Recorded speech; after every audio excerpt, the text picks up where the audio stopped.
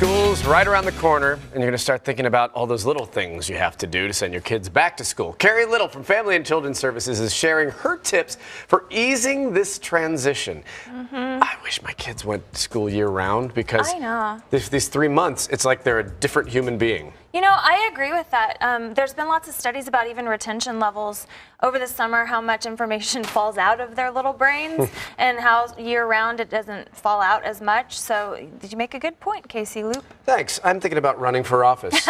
Superintendent of Tulsa. Yeah, right. That'd be hilarious. Okay, so what can we do? First off, to ease back into this, is the sleep pattern one of the first things? Absolutely. And we posted this on our Facebook page, and I asked for questions from people who were wondering about what to do, and that was the very first question from Stephanie that came to us, was sleep patterns.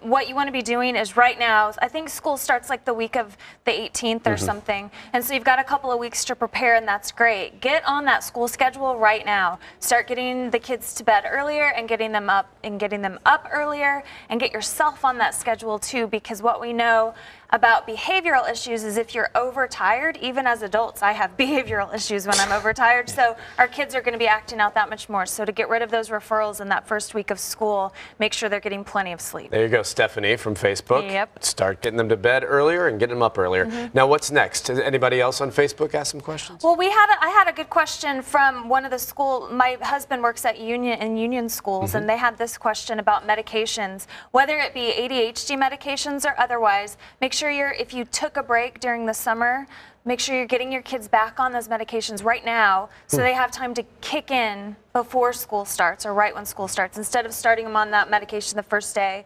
And sometimes it takes 2 to 3 weeks for them to get back in the cycle of things. Interesting. I haven't thought about the medication So thing. Medications are good to think about. Okay, what's next? And then what we want to be thinking about also is, if you're a parent, you're going to be stressed this time of year. I mean, so you can prepare for that. Make sure that you're taking some time for yourself, that you're getting enough sleep, water, exercise, because we can't take care of our kids unless we're taking care of ourselves first. So remember that as parents. And and that's something that we've talked a lot about, being a good representative, you know, showing them, and that this is how I do it. I'm going to bed right now, and I'm reading, and I'm turning off electronics. Yeah. But it's so hard. It is so hard, but you're going to be so much better off for it, you and your kids, on that schedule and exercising and meditating and taking a little bit of time for yourself every day. Do you find this year at Family and Children's Services people having more parental issues because of like the back to school and the stress of work? You do? You sort of find that we get a lull a little bit in referrals from the community,